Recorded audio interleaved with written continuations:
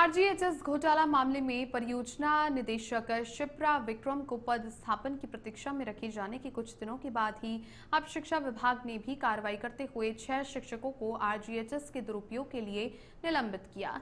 स्वास्थ्य विभाग से मिली शिकायत के आधार पर इन्हें निलंबित किया गया है। दोषी सिद्ध होने पर भुगतान के पुनर्भरण के साथ विभागीय कार्यवाही का भी सामना करना होगा। ऐसे में अन्य विभागों से दोषी कर्मचारियों पर भी जल्द कार्रवाई हो सकती है।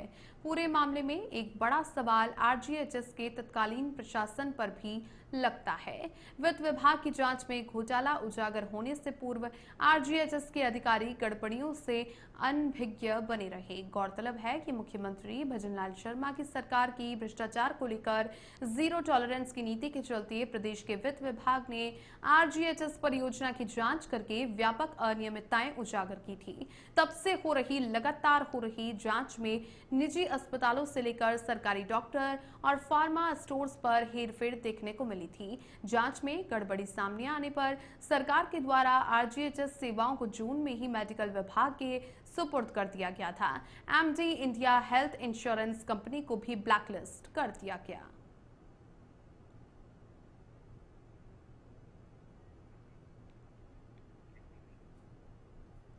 श्री कृष्ण जन्माष्टमी के मौके पर सभी कृष्ण मंदिरों में भक्तों की भारी भीड़ उमड़ रही है और वहीं वैष्णव संप्रदाय के प्रधान पीठ श्रीनाथ जी मंदिर नाथद्वारा में लाखों की संख्या में कृष्ण भक्त उमड़े हुए हैं और रात 12 बजे श्री कृष्ण के जन्म के समय पर रसाल के चौक में 21 तोपों की सलामी के साथ में कान्हा जी का स्वागत किया जाएगा और तोपों की सलामी के बाद में श्री नाथद्वारा में ठाकुर जी के जन्म का उत्सव शुरू हो जाता है और रात्रि में ठाकुर जी को पंचामृत अभिषेक के साथ में सुबह नंद महोत्सव की शुरुआत की जाएगी, जो कल दिन भर जारी रहेगा। और ठाकुर जी को नंद महोत्सव के दौरान सोने के पलने में झुला करके लाड भी लड़ाया जाता है और दूध दही केसर से निर्मित पंचामृत को भक्तों पर प्रसाद के स्वरूप उछाला जाता है। इस मौके पर रामदेवरा और श्री कृष्ण भक्तों की भारी भीड़ को देखते हुए मंदिर मंडल और प्रशासन ने श्रद्धालुओं की सुविधा के लिए विशेष इंतजाम किया हुआ है और चप्पे चप्पे पर पुलिस बल को तैनात किया हुआ है।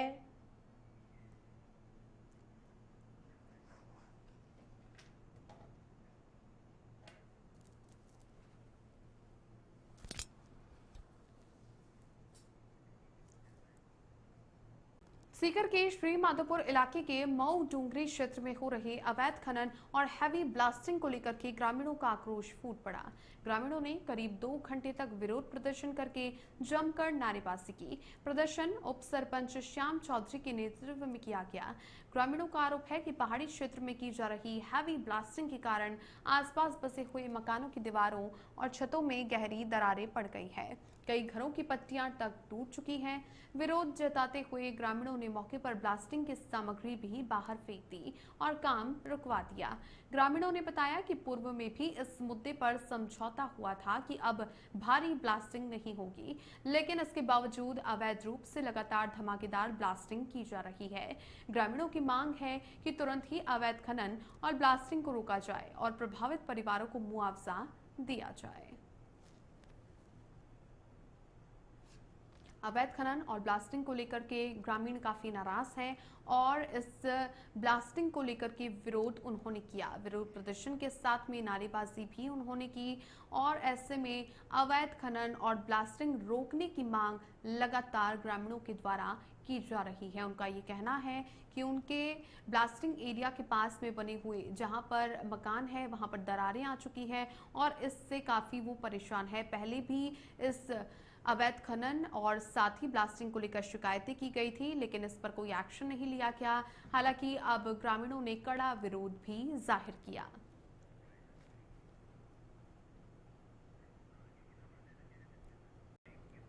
79वें स्वतंत्रता दिवस पर सीजीएसटी आयुक्तालय अलवर में अनूठी मिसाल दिखाई दी, जब अधिकारियों के साथ महावीर चक्र अलंकृत दिगेंद्र कुमार परसवाल और प्रसिद्ध अस्थि रोग विशेषज्ञ डॉक्टर राजीव गुप्ता ने समारोह में उपस्थित होकर शासन और स्थानीय लोगों के मध्य समन्वय का संदेश दिया। सीजीएसटी आयुक्त सुमित कुमार यादव ने सूर्यनगर स्थित सीजीएसटी आयुक्तालय में परेड की सलामी लेकर ध्वजारोहण किया।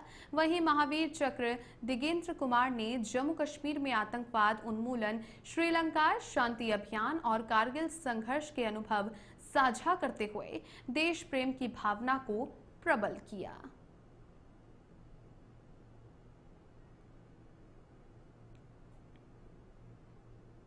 बालोतरा के निकटवर्ती ग्राम किटनौद में मेघवाल समाज की महिलाओं ने सामूहिक समंदर हिलोरने की रस्म निभाई। सामाजिक समरसता की अनोखी परंपरा निभाते हुए बहनें भाइयों की लंबी आयु के लिए समुद्र हिलोरा उत्सव मनाती हैं और इस परंपरा को बनाए रखने हेतु किटनौद गांव में कृष्ण जन्माष्टमी पर गड़ोई तालाब पर मेघवाल समाज के भाई बहनों ने समुद्र हिलोरा उत्सव मनाया। तालाब में खड़ी बहनों को भाइयों ने चुनरी उड़ाकर के बाहर निकाला और भाइयों ने बहनों को उपहार भेंट कर और चुनरी उड़ाकर के पानी पिलाया।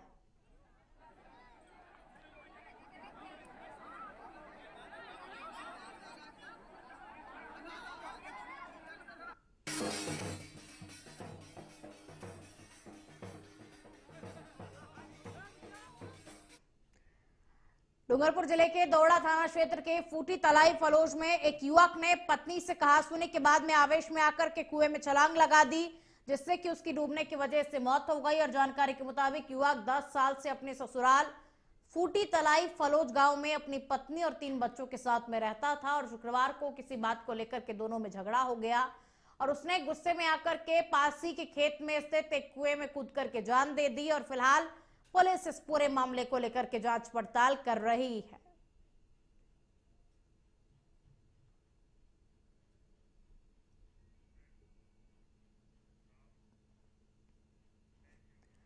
और आप खबर अजमेर जिले के नसीराबाद से है, जहां गौ विधायक बाबू मेहरा ने अपने कार्यकर्ताओं के साथ मिलकर के गौवंश को मुक्त कराया और शुक्रवार रात गौवंश से भरे एक ट्रक को पकड़ करके 31 गायों और बछड़ों को मुक्त कराया गया, जबकि ट्रक में एक गौवंश की मौत हो गई और सभी गौवंश को सिलोरा स्थित श्रीराम गौशाला भिजवाया गया। गौ विधायक बाबू मेहरा ने बताया कि शुक्रवार देर रात सूचना मिली थी कि गौवंश से भरा हुआ एक ट्रक सरवाड़ से नसीराबाद की ओर आ रहा है, जहां उन्होंने ट्रक का पीछा करते हुए रुकवाने का प्रयास किया तो चालक ट्रक को तेजी से दौड़ाने लगा और राष्ट्रीय राजमार्ग स्थित कोटा चौराहे के पास ट्रक को रुकवाया गया, जहां पर चालक ट्रक को सड़क किनारे खड़ा होकर के फरार हो गया। और जब विधायक और उनके कार्यकर्ताओं ने ट्रक से तिरपाल हटाकर देखा तो उसके अंदर गौवंश को ठूस कर भरा हुआ था। मौके पर सदर थाना एसआई हरि राठी जाप्ते के साथ में पहुंचे और गायों को गौशाला भिजवाया गया।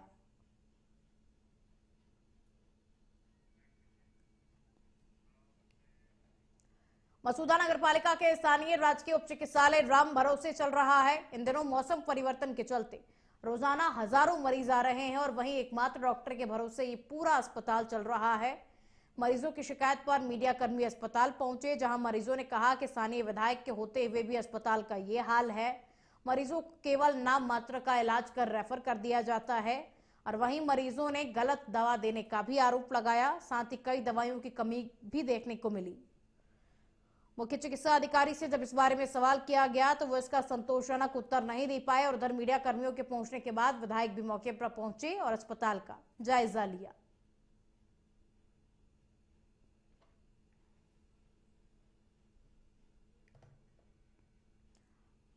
तो इलाज के नाम पर डॉक्टर इतिश्री कर रहे हैं और सिर्फ एक डॉक्टर के भरोसे ये पूरा अस्पताल चल रहा है और खाना पूर्ति जो है वो की जा रही है। ना तो मरीजों को सही इलाज मिल पा रहा है और ना ही मरीजों को सही दवाइयां मिल पा रही है, क्योंकि सिर्फ और सिर्फ एक ही डॉक्टर के भरोसे ये अस्पताल चल रहा है। और अभी मौसम परिवर्तन होने की वजह से मरीजों की संख्या भी अस्पताल में बढ़ गई है, लेकिन जो डॉक्टर है वो इलाज के नाम पर रेफर कर देते हैं।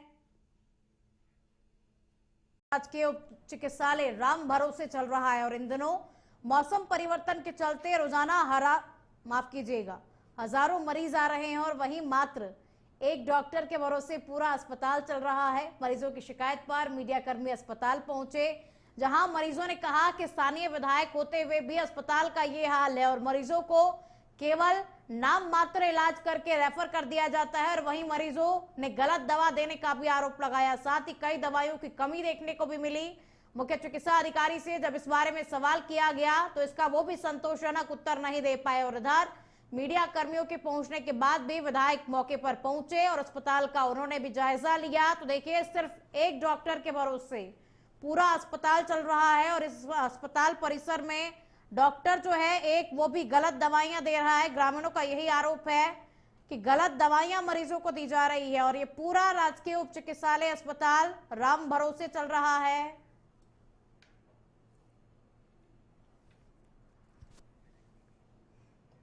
भरतपुर की कोतवाली पुलिस ने टेंपो लूटकर भाग रहे एक आरोपी धन सिंह को गिरफ्तार करने में सफलता प्राप्त की है और वहीं आरोपी के दो साथी अंधेरे का फायदा उठाकर के भागने में सफल हो गए, जिनकी पुलिस द्वारा तलाशी की जा रही है। और सीओ सिटी पंकज यादव ने बताया कि मथुरा के भरतिया निवासी सुरजीत सिंह लोडिंग टेंपो में गाय लेकर सुभाष नगर कॉलोनी आया था और जहां से वो रात को वापस मथुरा जा रहा था और इसी दौरान अकड़ड़ तिराया वाले रास्ते पर एक मोटरसाइकिल पर 3 बदमाश आए। उन्होंने टेंपो पर पत्थर फेंके और टेंपो में घुसकर के टेंपो चालक को उतार दिया और टेंपो को लूट करके फरार हो गए। पीड़ित ने घटना की सूचना गश्त में मौजूद पुलिस जाब्ते को दी और जिसके बाद में पुलिस ने सूचना के आधार पर टेंपो को पेट्रोल पंप के पास रुकवाया। इस दौरान पुलिस ने पकड़े गए व्यक्ति से नाम पता पूछा तो उसने अपना नाम धन सिंह बताया और वहीं उसके अन्य दो साथी अंधेरे का फायदा उठा करके फरार हो गए। और अगली खबर की ओर बढ़ेंगे।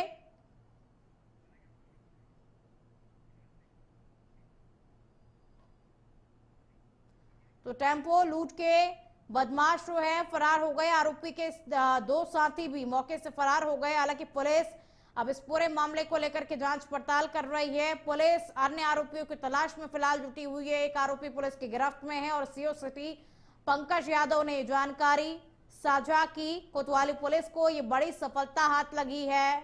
एक आरोपी पुलिस की गिरफ्त में, बाकी आरोपियों की तलाश पुलिस कर रही है।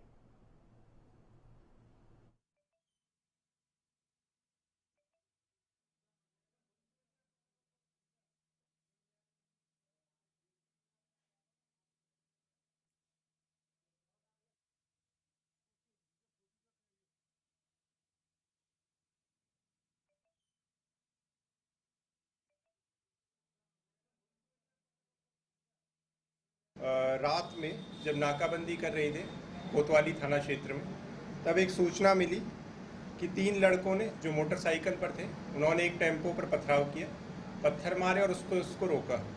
फिर उस पर्सन से ज़बरदस्ती उस टेंपो को छीनकर वो तीनों लोग भागने लगे।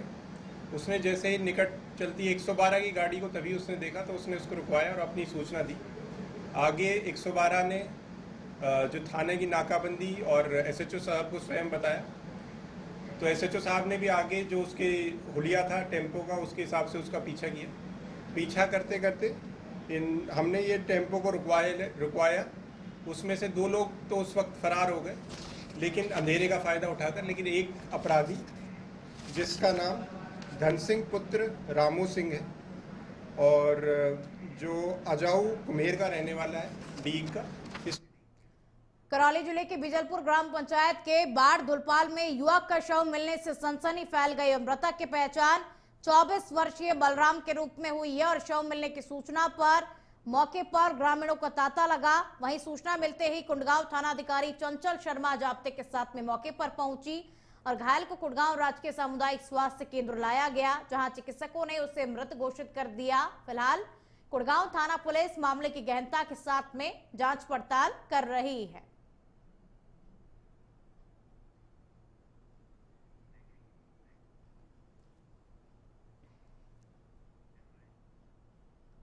केंद्रीय मंत्री और अलवर से सांसद भूपेंद्र यादव राजगढ़ क्षेत्र के दौरे पर रहे। इसी दौरान वो पुराना राजगढ़ पहुंचे, जहां पर उनका भाजपाइयों और ग्रामीणों ने माला पहनाकर स्वागत किया। इसी दौरान ग्रामीणों ने उन्हें विभिन्न समस्याओं को लेकर शिकायत पत्र सौंपे। इसके बाद केंद्रीय मंत्री भूपेंद्र यादव राजगढ़ कस्बे के पंचायती पुस्तकालय पहुंचे, जहां पर उन्होंने पुस्तकालय का निरीक्षण करके जानकारी ली। इसी अवसर पर नगर पालिका चेयरमैन सतीश दुहारिया, लॉयंस क्लब अध्यक्ष प्रदीप महावर सहित विभिन्न सामाजिक संगठनों के लोग मौजूद रहे।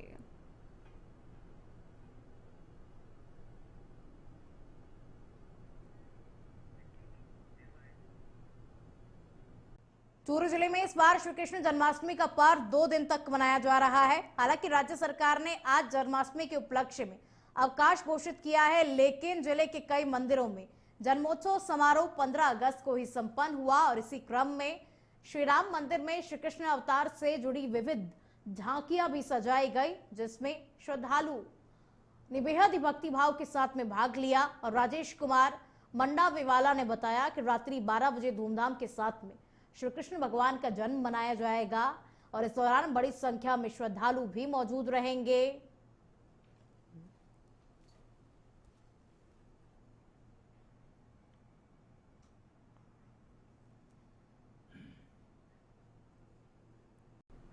श्री कृष्ण जन्माष्टमी पर पिंक सिटी प्रेस क्लब सभागार में नटखट कान्हा और चुलबुली राधिका प्रतियोगिता का आयोजन हुआ। इस कार्यक्रम के मुख्य अतिथि राजस्थान प्रशासनिक सेवा के अधिकारी पंकज ओझा ने प्रतिभागी राधा कृष्ण के स्वरूपों में बच्चों का उत्साहवर्धन करते हुए आयोजन की सराहना की। उन्होंने कहा कि आज के समय में धार्मिक और सामाजिक आयोजन से नई पीढ़ी को रूबरू करवाने की पहल में ऐसे आयोजन अहम भूमिका निभाते हैं। बच्चों ने अनेक गीतों पर मनमोहक प्रस्तुतियां दी। इसी अवसर पर नन्हे मुन्हे बच्चों ने नटखट कान्हा और चुलबुली राधिका का स्वरूप धारण करके दर्शकों का मन मोहा। वहीं कान्हा राधिका गोपिया ने अटखेलियां की। इस प्रतियोगिता में 12 साल तक के बच्चों ने श्री कृष्ण के मनमोहक बाल रूप एवं राधिका की मधुर छवि के दर्शन हुए। प्रतियोगिता में भाग लेने वाले नटकर प्रतिभागियों को स्मृति पुरस्कार वितरित किए गए।